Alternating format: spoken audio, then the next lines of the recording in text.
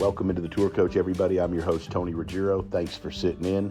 If you're passionate about the game of golf, you love the game of golf, whether you're a coach, a teacher, or a player, recreational golfer, touring professional, aspiring to get better, I think some of the information you're about to hear can help you.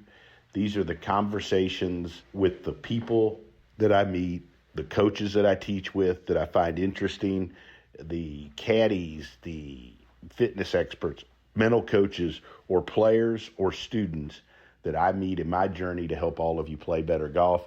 And these are the conversations we have. They're authentic, they're real, you'll laugh, some will make you think. All of it is designed to help you play better golf. I hope you enjoy these conversations, and if you like these, look, you can always go find more of our content, which is available for you on YouTube, on DewsweeperTV. That's at DewsweeperTV on YouTube. All of these, you can watch the video, but you can also watch some of our productions where you can watch us go one-on-one behind the scenes with a real player as we all work together to help people play their best. So check out DewsweeperTV. Please keep listening to the Tour Coach here. I hope you like the conversations. I'm enjoying putting the stuff out, and I enjoy this journey helping all of you play better golf. And once again, though, none of this would be remotely possible without our long-time sponsors, especially Cleveland Shrixon Golf, Mitch McConnell and McConnell Automotive, Buick GMC, Bushnell, Stokely's Midtown Garden Center, Taylor Martino and Rowan in Mobile, all of the great sponsors, and especially our new one, because there's going to be some fun nights ahead, Epic Western Tequila Drink, coming at you live from Texas. So appreciate our sponsors, appreciate all the people that sit and chat with me, and we're going to look forward to bringing you more tour coaches and more content as we help all of us play better golf there on Dewsweeper TV. All right, so joining me here on the Tour Coach, we were supposed to do it a week ago, but I got messed up on my time. So he was nice enough to carve out some more time, but good friend of ours, great quarterback, aspiring to become a great golfer. He spent some time in the Bay here. He spent a bunch. We used to do some lessons over in the old days over at the Country Club of Mobile back in that building. I remember the first lesson. But A.J. McCarron, obviously one of the great Alabama quarterbacks. A.J., thanks for sitting in. How you been doing, buddy? First of all, how are we doing with that club face at the top of your golf swing? Much better, much better. I have been working nonstop on it, probably pissing the wife off a little bit because I come up here every night into my theater, and it's a bigger room, and I went and bought a ton of these foam golf balls, and I'm up here just filming myself, looking back, going to watch it, making sure my wrist is bowing at the top, club face is staying square, and still working on, which is kind of crazy, but not, I guess, for playing the same way for so many years, slowing my hips down and not really rotating like I do in football as much, or as fast, and trying to get my weight shift right and all that. But the swing actually feels really good. But we'll really be able to tell today when I come in later today for a lesson. I know, I can't wait. I'm gonna hang out and watch you and Morgan work. I'll pitch in and be the peanut gallery here a little bit. One of the things I've tried to do over the years as we've worked, and obviously Morgan helping as well, is take your incredible athletic ability and your experience as a quarterback and transfer that to your golf swing, especially the loading in and firing off the right side. Like, how do you use your experience in playing sports, especially at such a high level, to getting better at golf? And then kind of a follow-up question is, like, how are there similarities and what are the differences between, like, if you go back to where you were really, when you were young, learning how to be a quarterback and change motions and work on things in your throw motion versus working on your golf swing? That's what kind of, I mean, like, shit was for you, was learning to throw and improve your quarterback. Was it as hard as golf? No. Listen, the game of golf is by far the hardest thing I've ever had to do to be somewhat successful at it. I think what I take from playing football for so many years and trying to be successful at a high level is you really for the game of golf, especially, you have to commit, unlike anything else. I mean, like I said, coming up here every night, I probably spend for the past, I'd say 2 weeks, I've spent probably 2 hours up here every night, just repping and hitting balls and filming myself and breaking it down. And, of course, sending you clips and sending, Oh, I get those video clips. When the first one you sent, I was like, is he in his house? yeah, yeah. I'm up in my theater. This is about the only room I got to design in our house. The wife designed everything else, but this is my getaway. And for now, until I build a little simulator and everything, a part of the house. But listen, it really is tough. Like, one thing I think playing at a high level and for so many years has really taught me is to get to that point and to be successful like you want to be successful is dedication. Um, and being able to work when people aren't around. Like, it's easy to come to a lesson, just like, a golf lesson is the same as going to a coach or going to practice.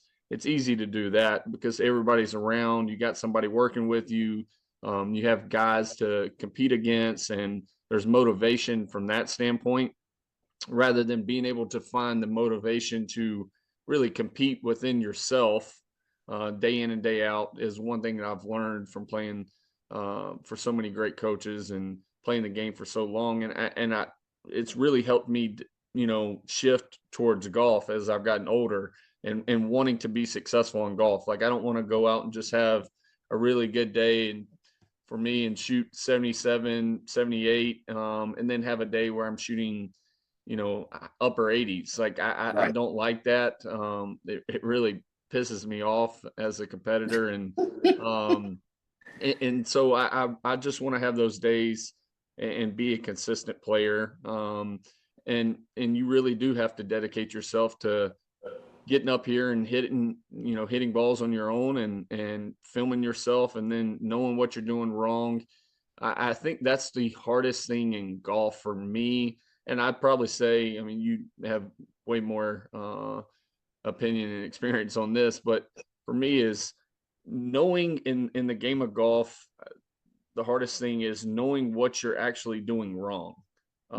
For, I would say, probably 90% of golfers, because your body goes back to just doing what you feel is right.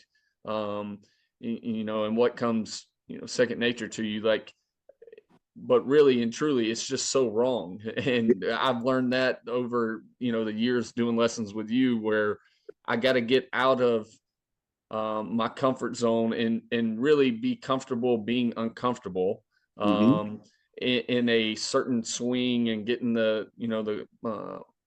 on a certain plane and finishing a certain way and everything. And I've played baseball for so long. I think that has a lot to do with it as well, as a baseball player. But I would say that being able to dedicate yourself and really compete against yourself day in and day out is probably the hardest thing to do in all sports, but especially in golf.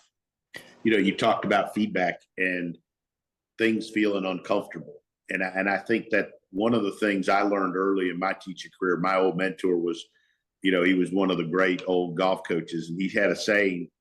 And at the time, I kind of like, shit, it didn't seem as big a deal as it does now. But he would always say that we have to quit confusing comfort with correct, right?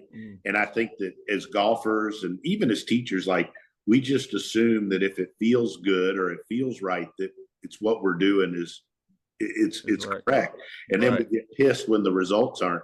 But you were talking about the ability to work on something away. Like, I have students, even young pros, and like, I think these young pros, and I'm sure in football you were around guys that were crazy talented, but maybe didn't put the work in, right? Like, and you see these guys that are crazy talented at golf. And one of them in particular, I don't work with him anymore, but when he was on the range, he was good with you and all that. But you knew when he left, he never did one thing extra that you asked him to do. And to me, one of the real things that differentiate between like people that become great at golf, and I'm curious how it is with football and obviously the people you played under, like it's the ability not only to work extra hard, but pay attention to a lot of the small details that people think don't matter. You know, like 100%. you and I've talked a bunch over the years about your grip.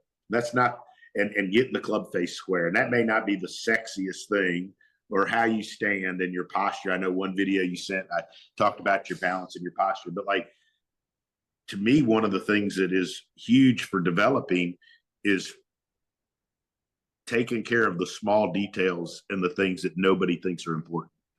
Oh, 100%. I mean, and that all, correlates with the game of football. Like you could say the same thing for, all right, guys going out, and it could be a certain technique on, just say, from playing the quarterback position. Like, how are we taking a drop? Yeah, you're getting back there, but are you getting back there slower? Are you closing yourself off when you're throwing to your left and everything's facing right? Is your front knee locking out and you're not staying bent and finishing through?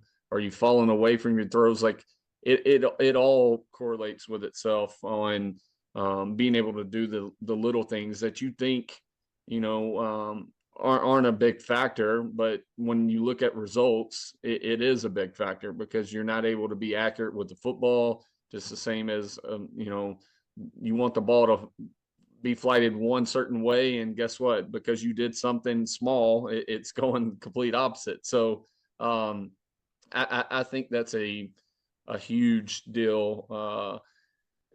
And the same way, the biggest thing is being able to work, and it's the day and age we live in now.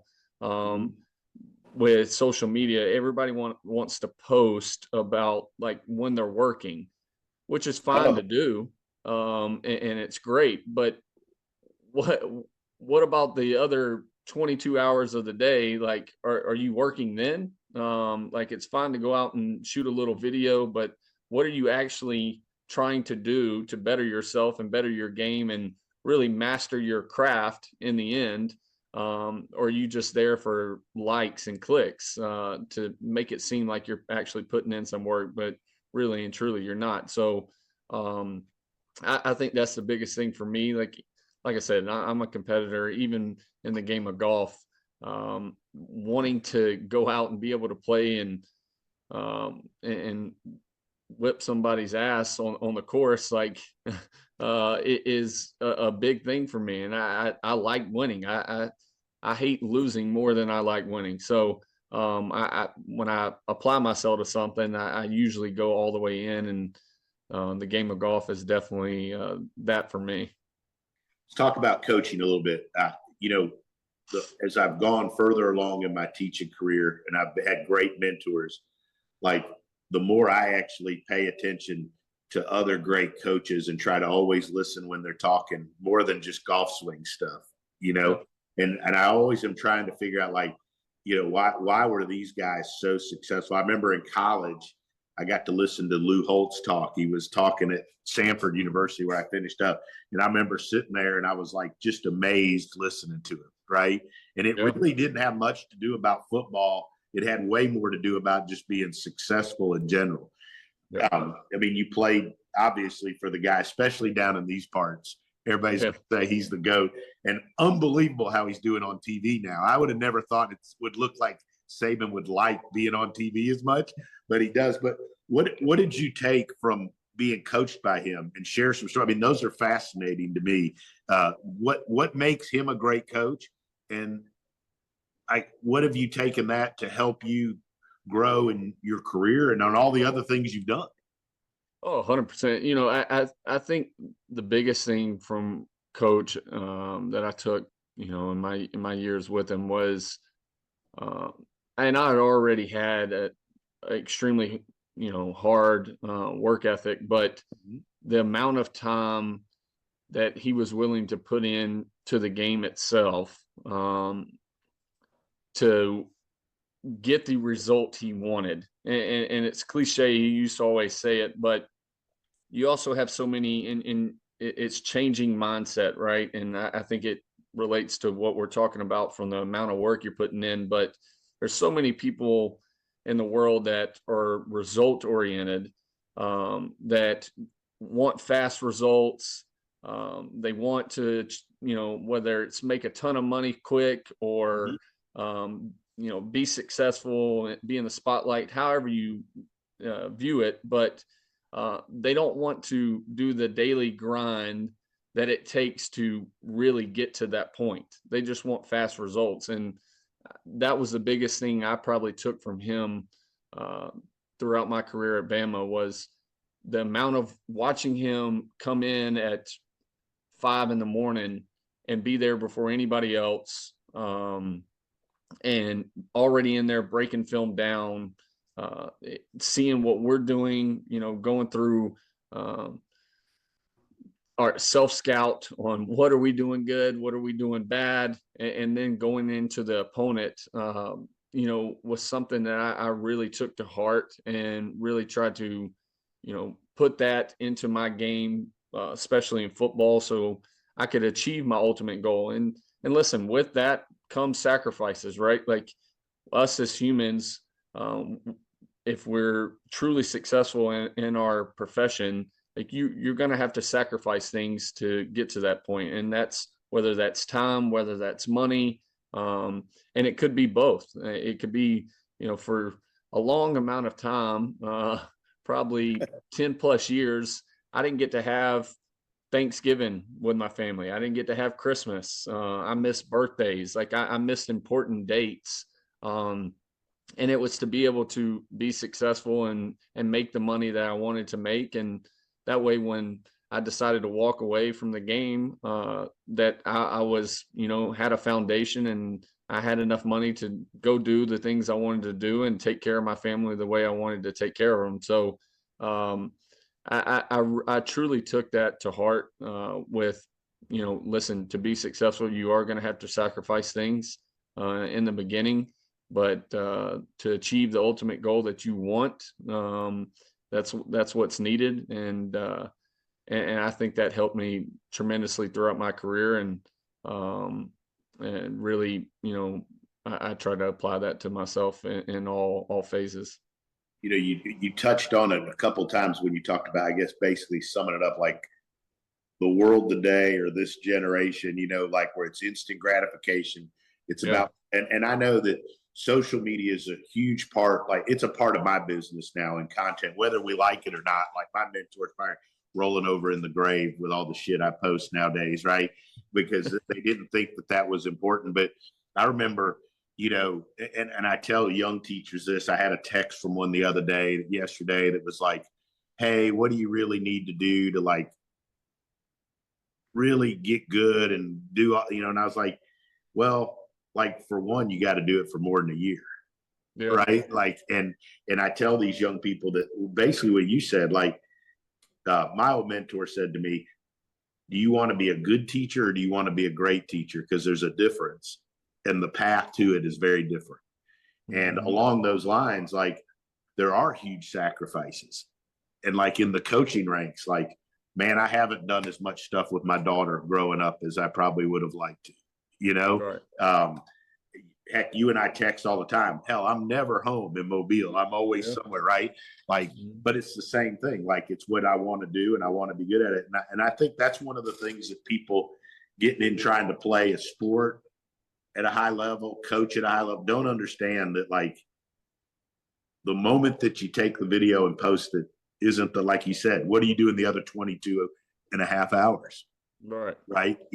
I think that's one of the things that in this society, and I'm sure you see it even in business, like with all your business ventures now, how many people say they want to be good at something and they want to go do a venture and but like really follow through on the shit and really are willing to sacrifice and do it. 100%. I mean, that's what I said. You can see it in any phase you choose, whether it's business, it's sports.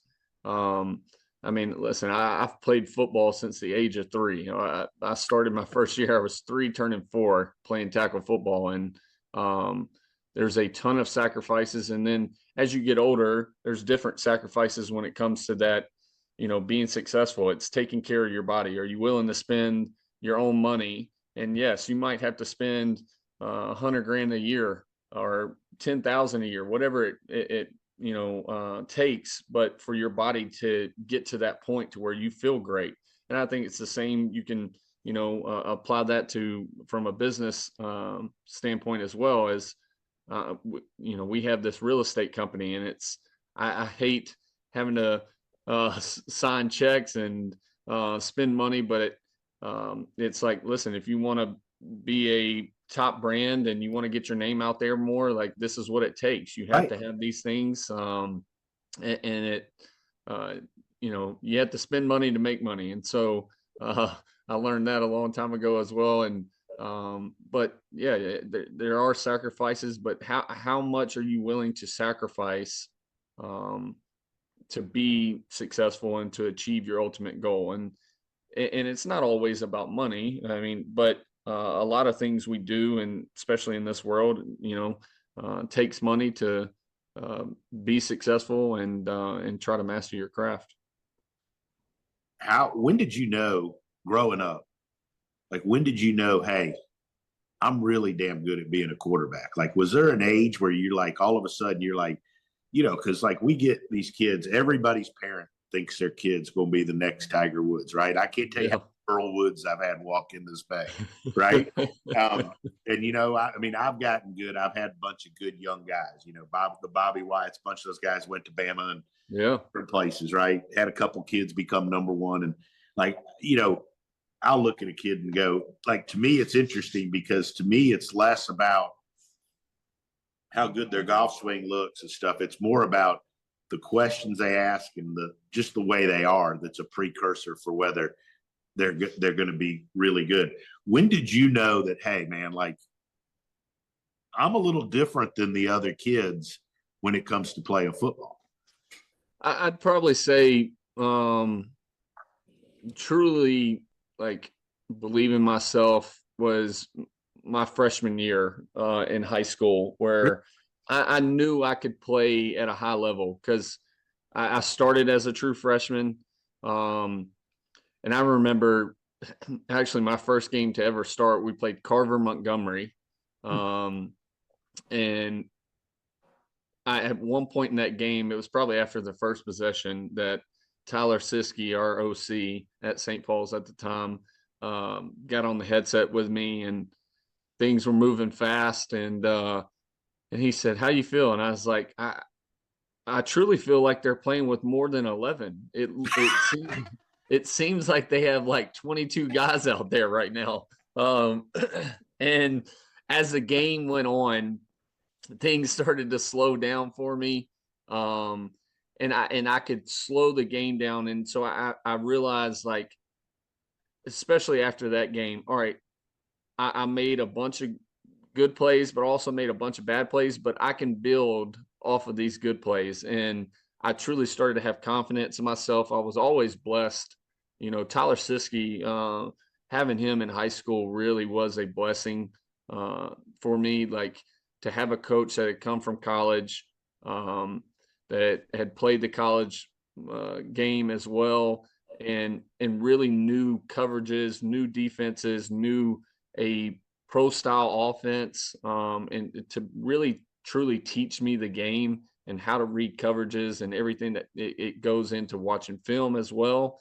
Really was a blessing in disguise for me, because I mean, he truly did help my game and really instill that confidence in myself, that, hey, you can do this. Like, if you apply yourself, and work, even when people aren't watching, like, you could be really good at this game. And so I would say throughout my freshman year, I really started to gain that confidence. Like, I can do this. And I can play this game at a high level for a long time. So I would say that's when I really understood that, hey, if I do this thing the right way, I can do it for a long time. How have you've got some kids now? You're coach. You're as much a parent coaching sports as anything now. Yeah. How has your experience, and like, watching how his kids sports on from what you've seen from you coming up to what it's like now, has it changed in like the way people are and how has your experience kind of affected, what you do with your kids? Yeah,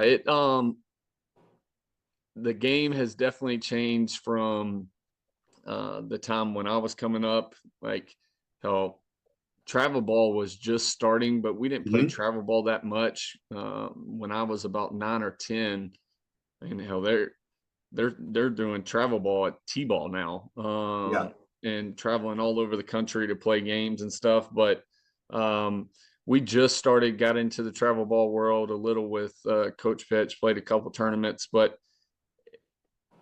I think the biggest thing I've noticed when it comes to youth sports, and I've been out of it for so long, but now that the boys are in it heavy, the thing that ruins it for a lot of the kids, but especially, people viewing it and having thoughts on it, or the parents themselves, because it's almost like they're trying to live a dream that they weren't able to live out through their kid.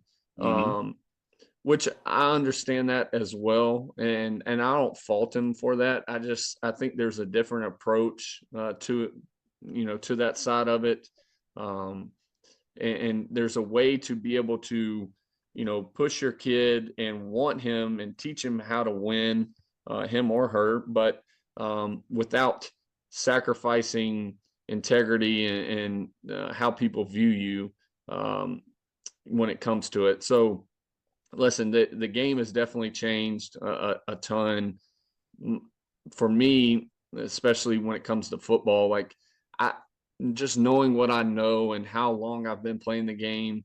Like, I don't want my boys to play tackle football. My oldest, he's 8, and he's on me all the time, like wanting to play tackle football. We play flag football at their school at Mobile Christian, but I really like flag football. He's able to learn the fundamentals of the game, truly work on technique, and it's at a slower pace than going out there as a young kid and just getting your head knocked off and then kind of learning on the fly. Like, hey, I'm able to teach him reads. I'm able to teach him coverages, because it's basically 7-on-7.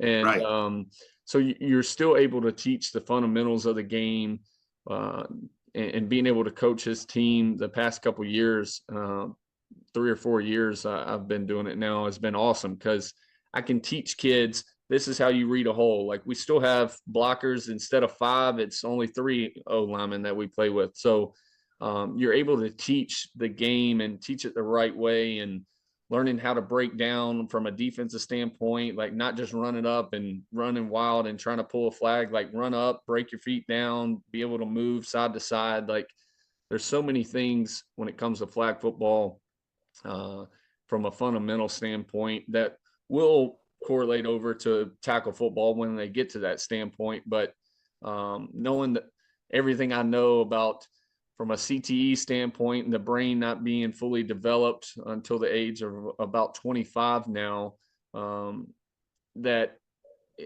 as a young kid, taking those hits on the brain and your head bouncing off the ground. And I mean, I can remember as a young kid getting hit and thinking, man, I'm hurting right now. And the coach being, oh, you're fine. You got your bell rung. Just get back in there.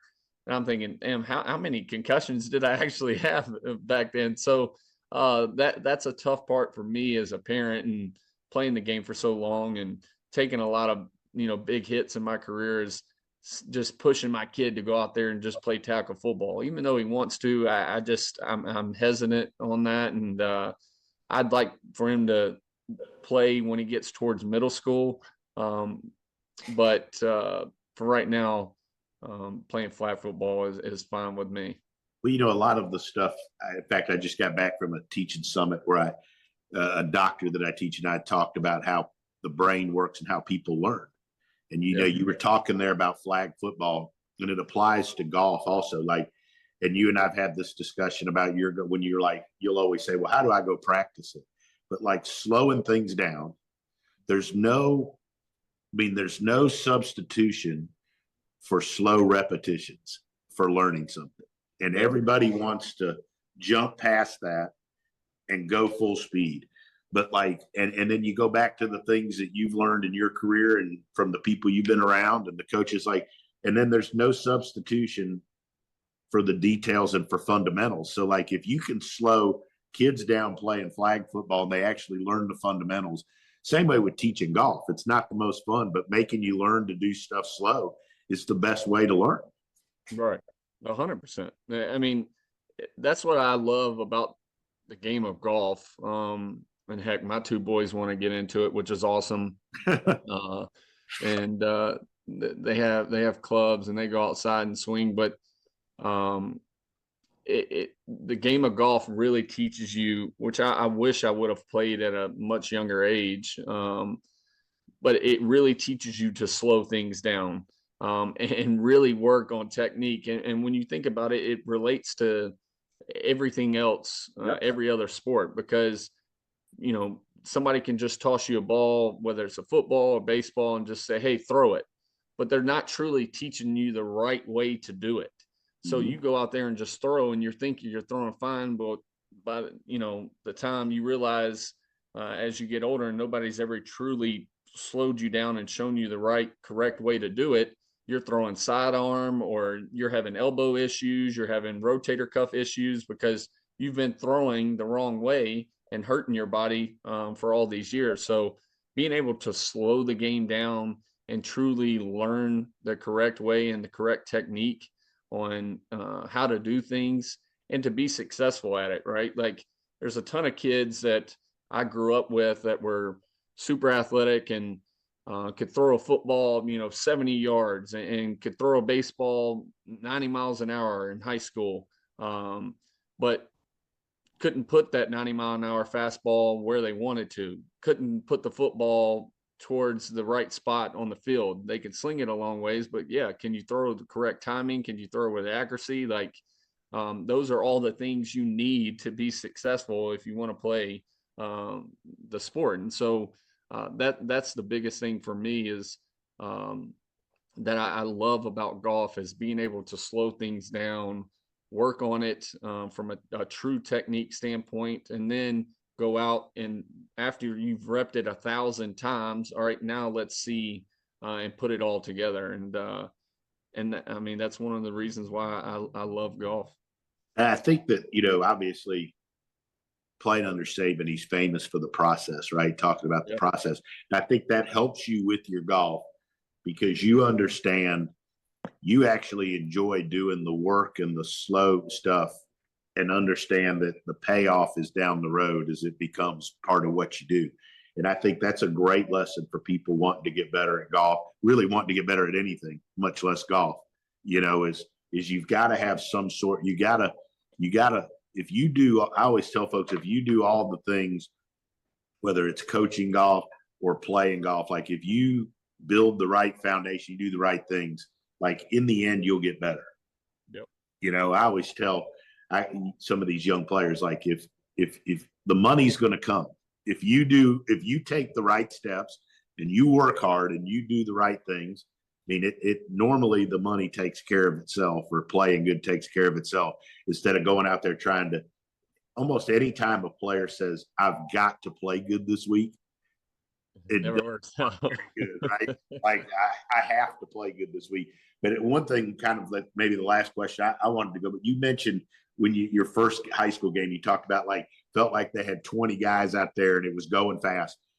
I get that a lot from junior golfers or young pros, like the first real big tournament. Like, we don't think of golf as a fast-paced sport, but when you're out there in a tournament and it's only your name and writing your score and people are watching, your parents are watching or whatever, and then you hit a bad shot, you hit something into the woods, and then you got to figure out, shit starts to spiral and it gets going fast. Yep. How did you figure out how to slow it down? Because that's, to me, one of the harder things to teach young people. I don't know that there actually is a way to teach them, but what did you do to slow things down so you could make good decisions? Yeah, I think everything for me is preparation. And I think it's fine to have the butterflies in your stomach and be a little nervous, whether it's going into a tournament, whether it's going into a football game, whatever sport, or hell, in life in general, doing business, but knowing that you're prepared, that you've applied yourself to be prepared, I think calms that down as you start. Like for me in football, it was I would be nervous leading up to, not extremely nervous, but you'd have those butterflies. And once I got hit, I'd always love to get hit. Like, and once I got that hit the first time, it really calmed me down. And for golf, it's the same way. It's like, all right, listen, I'm going into today knowing there's going to be a low point in my game at some point. It's knowing that I've put in this work, especially now, I've put in this work. Trust my technique. Like, is it always going to be perfect? No. Do we want to be perfect as humans? And when it comes to a sport, of course. But just knowing reality that you're probably not going to play perfect at all times, and being able to not let that negativity and doubt creep into your mind. Listen, the mind's the strongest muscle in the human body. Like once that goes, everything else goes with it. So, we used to talk about it all the time with Scott Cochran when I was at Alabama along with Coach Saban, but we would have like Navy SEALs come in and talk to us and talk about Hell Week and the amount of pressure they put on these young boys, but they want to see, what they can accept and what they can really take from a mental standpoint. Because if you can get through it mentally, then it's going to be a cakewalk in the end. Like nothing's going to bother you. Are you going to have tough times? Yes, but you'll be able to see your way out of those tough times as well. So, hell, I remember Coach Saban. He was always playing mind games with you, and I remember, as I got older, he told me, or when I correct myself, when I was young, he told me, he said, listen, if you can handle the mind games that I put you through, playing in front of 102,000 people in Death Valley, like at Tiger Stadium, that's nothing. So like worry about the things that you can control. Don't let doubt and things that you can't control creep into your mind, and then go out and apply yourself. Trust that your preparation, trust that you've done everything the right way up to this point. And then if you've done that, you're going to be fine. And then go out and just play your game. And I think that applies to, especially the game of golf, is coming up to the first tee and tee box, and all of a sudden you're thinking you're going to hit a draw, and now you hit a big slice, like, and being able to calm yourself down leading up to that second shot and saying, all right, listen, I'm not in the spot I wanted to be in, but this is what I got to do now, and trusting my technique to get back to the point to save par, or at least, maybe only lose one shot and bogey. Don't turn this possible par or bogey into a triple. Right. So, and really put myself behind the eight ball. So being able to trust your technique and trust yourself, and don't let the negativity get into your mind is huge. One of the things I think that, like, golf, I try to ask me, like, I want you to practice and try to make it perfect when you practice. Right. But then when you go play, I want you to play. Yeah. Right. And you got to be able to react to what's going on and do the best. Like you said, make decisions based on what's in front of you and what you're doing that day and all that. And I mean, to me, like football would be very similar. I mean, when you go, but then when you're in the game, you're reacting and you're playing, and the understanding that too, like in golf, you don't have to be perfect to shoot a good score, right? Like you don't have to make a perfect golf swing. You don't have to hit it perfectly the way. There's lots of different ways for that thing to add up at the end. Yep. Yeah, hell, I've had plenty of coaches throughout my career tell me it's better to be lucky than good sometimes. Listen, we always talk about members bounce in the game of golf, or somebody's paid their dues when they hit it into the trees and all of a sudden it's back in the middle of the fairway. Like, you need some of that. So, and listen, I absolutely love the game of golf. I think it teaches you, especially myself, a level of patience that you might not always have in the game of football. And it's really taught me a lot. And I absolutely love the game. Last question. Was Saban always hard on you playing mind games, or was he different in practice versus games? Yeah, games, he really didn't listen, he wanted you to be as perfect as possible, but he also understood the game we play is not going to be perfect. Now, when it came to practice and scrimmages and things like that, like, he was going to put you in situations that you weren't comfortable. And he always used to say, like, you guys have to learn being comfortable in the uncomfortable scenario. So, like, I think that, really helped us as a team, helped me personally from a practice standpoint, and then taking it over to the game is, listen, after you throw a pick, you got to be able to come back out the next play and rip another pass and trust that it's going to be the right read and trust that it's going to be in the right spot and everything else. So he was definitely harder in practice than he ever was in games. I think that translates to golf, and it's the same as, you snipe hook to drive into the water. I mean, you got to trust what you do and stand up there on the next tee shot and hit one down the middle, right? Yep. AJ, this was awesome. Thanks so much for taking the time. I know you got a bunch going on. I'm looking forward to hanging out and watching us fix your club face a little more today and get you ready. Yeah. Get you ready for that 4-ball you're playing in tomorrow. But Yep. appreciate the time. Look forward to hanging out soon, buddy. Yes, sir. Appreciate it.